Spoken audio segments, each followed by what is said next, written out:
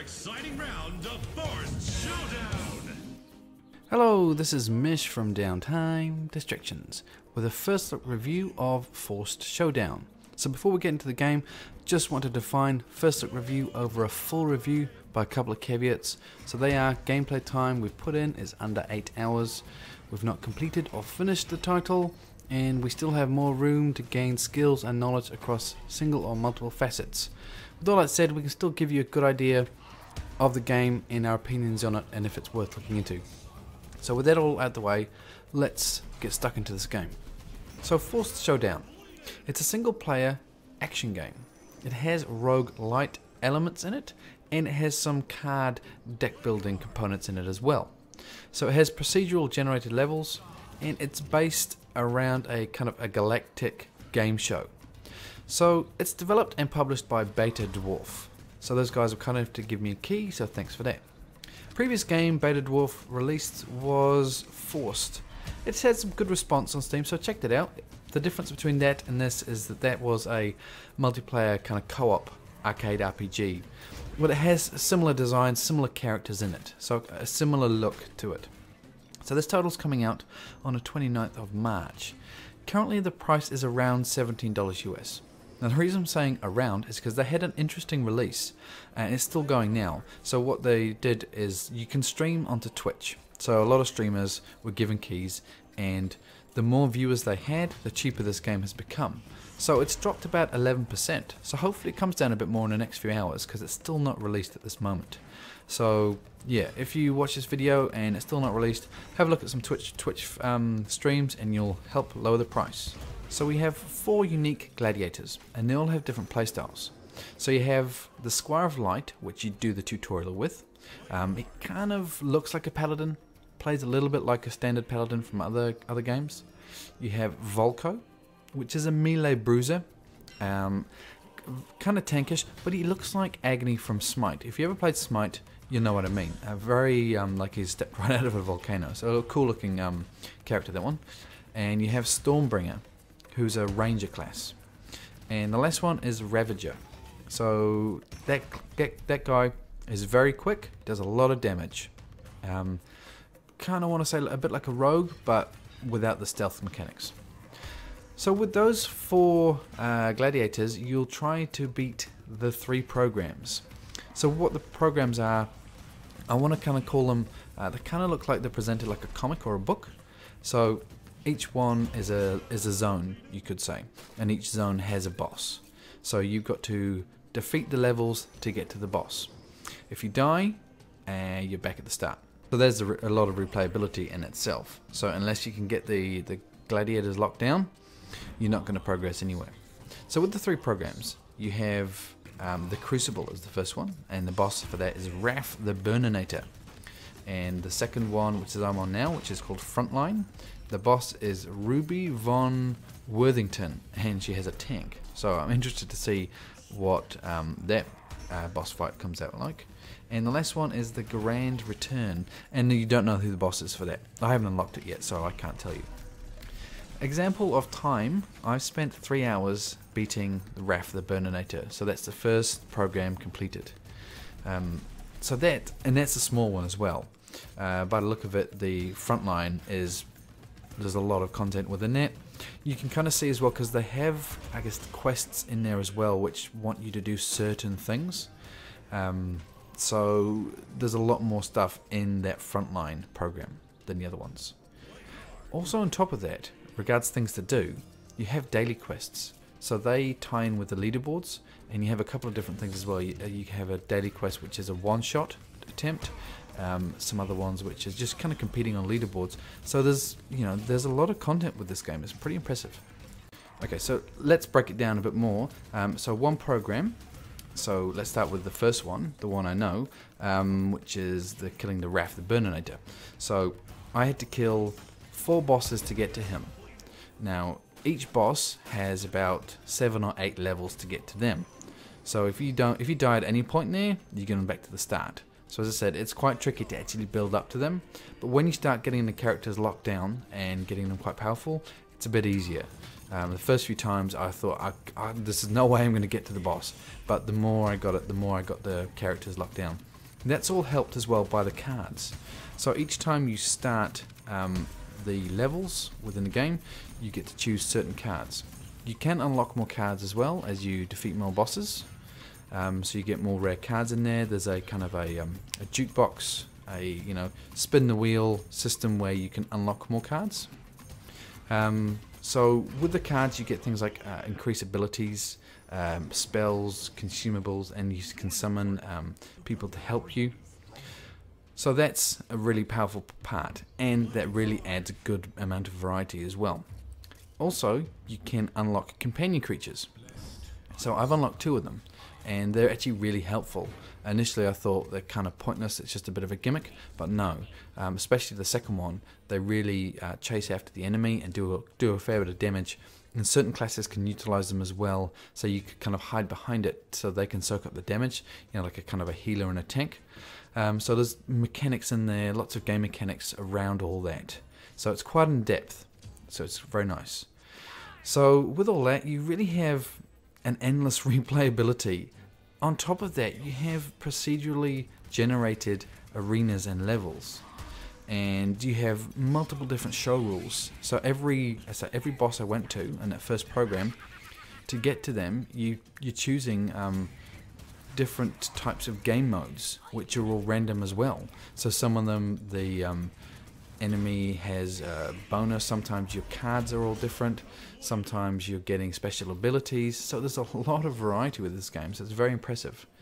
And you also have boons as well, which I guess help you power up as you go along in the program.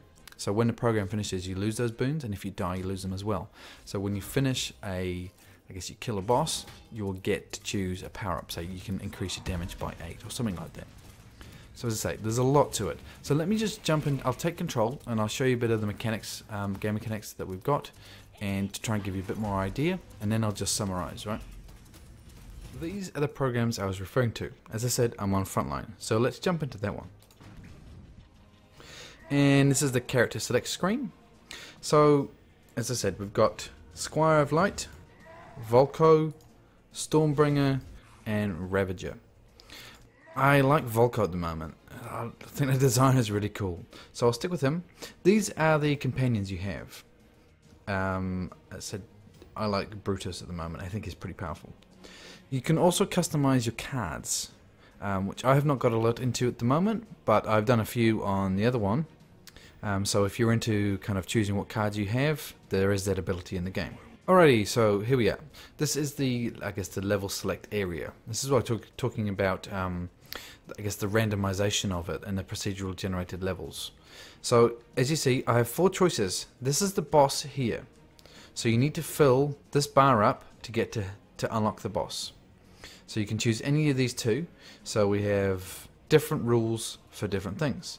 So the replayability is pretty impressive, and I can see as well this one is actually getting more rules as it goes on, so I assume you're going to unlock all of them towards the end. So this is the you can kind of choose which cards you prefer if you want.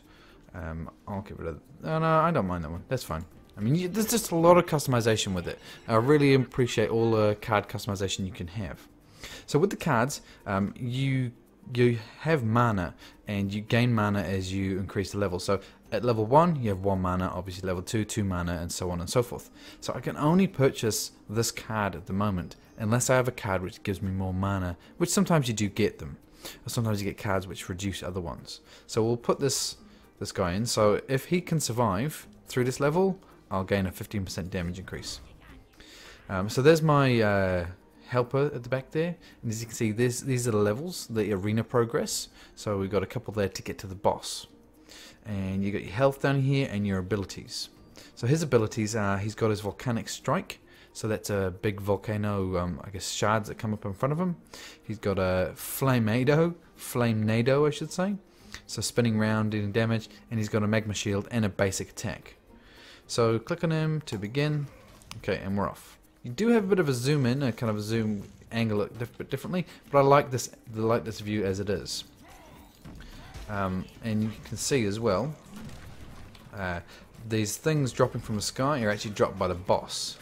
So let's put a shield on and do some damage to these guys. As you see, there's cooldowns. It's very typical of other kind of RPG games with just a little bit of, you know, just 3 or 4 abilities, just to add a bit of variety there. Oh, my guy might die, but that's alright, he'll come back. Okay, so that easy one, and there we go, he survived, so I'll gain that 15% increase. And down the bottom here, see these cards that are doing this stuff, that's probably the I guess the ability or the perk with this arena that I've chosen. So down here you can see as well, so now I've got that, like the puff aid survived, so now I have 15% more damage. Okay, so now I have 2 mana, so I can obviously choose something else. So I'll choose a consumable, so I can call on some combat drones to help me out. So, and they're down here, so you can shoot there on your keyboard. So I press number 1, and they're in the fight. The combat is really good. I really like it. I really like how it feels. It feels good. It feels like you're actually really powerful and you're doing a lot of damage. I do like that. The sound is good for that. So these ones are very easy, but you start getting big ones obviously as time goes on. There's a lot of destructive elements too, like all these plant pots. They're everywhere, which is good because sometimes you can just fire people through them and use them, and there's explosives in them. And I think you can destroy those statues sometimes as well. Okay, so let's go to the next area. So yeah, watch out for the mine. So this guy here, this is the boss, and he's dropping the mine. So you can see as well, this is the mine shower he's doing. So there are more, once again, just more variety. It's crazy how much is in this game. Okay, so this is what I was talking about with the free mana. So here we go, gain 1 mana, so now I have 4. Even though it doesn't help me at all. But let's choose this one, Great Balls of Fire. So that buffs my Flame Nado to fire out balls of fire, obviously. See, there's all this stuff here, which is pretty cool. Alrighty, so we'll just do this one, and then we'll go into a bit of a summary on the game. As you can see, this is a bit of a currency you pick up. So there's a couple of currencies as well. There's a lot to this game. I can't stress that enough. Impressed with just the depth of content. It's very prodigious amount, that's for sure. Okay, there's some guy I missed back there. Oh, yes there is. Put my shield on just so he doesn't get me. Do my Flame Nado. There we go. So yeah, I'll leave it here because I could go on and on and on because I'm really enjoying this game. But let me just give you my summary as this video's gone on for quite some time already. Here we go. Okay, so graphically very impressive across the board. So the character design, the enemy design, the level design, the lighting, the textures, the world it's based in, the explosions. You know, I'm very impressed across the board. Animations, I think I mentioned that one.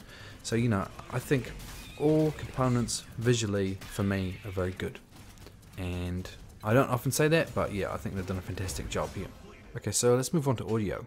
Audio, the soundtracks are really good. I like how there's the boss music. It really suits boss fights.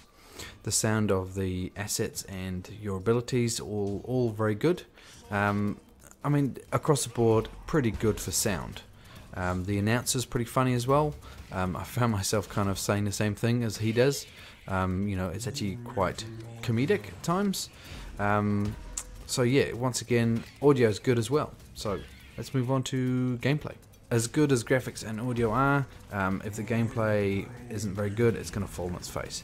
But with this one, I'm happy to say gameplay for me is fantastic. I don't say that for many games I've done lately. I always find that they're kind of let down there. But for this one, I'm impressed. It really took me by surprise. The amount of content and replayability for me, as I said, there's a prodigious amount. It's pretty huge. Just with the daily quests that you have. So you have 4 different types of dailies there, so you can repeat them over and over and over to try and get onto leaderboards. You've got the 3 programs, and with that's huge in itself. As I said, I did the first one in 3 hours, and I only really played 1 character, So there's 3 other characters to try and master. There's all the cards to unlock. There's all the companions to unlock. As I said, there's a lot with this game. So I could easily see myself sinking 10 hours plus. Probably getting close to 20 hours. So across the board, I'm really enjoying it. I generally kind of shy away from cards, card deck building, stuff like that, but with this one it really works well. So with the abilities you're getting from the cards, with the characters, with the enemies you're fighting, there's a nice confluence there, and it comes out to a fantastic feeling game, and the game mechanics work well off that as well. So I'll leave it here saying I'm very impressed with this game. I haven't played a game that I've been so impressed with for a while, but this one is up there for me. So I'll be going back to this game quite a few times. So I hope this has given you some valuable information. As I said, I don't normally get that excited about these games recently because I've been a bit let down by them, but this one I'm thinking is pretty good. So give me some feedback below if you're playing it, if you're going to pick it up. Give me a like if you liked it, obviously thumb down if you disliked it. Feedback, constructive is always good, and follow, subscribe and share the video if you want to pass around, will definitely help us out, and check out the Facebook page as well, and I'll see you next time.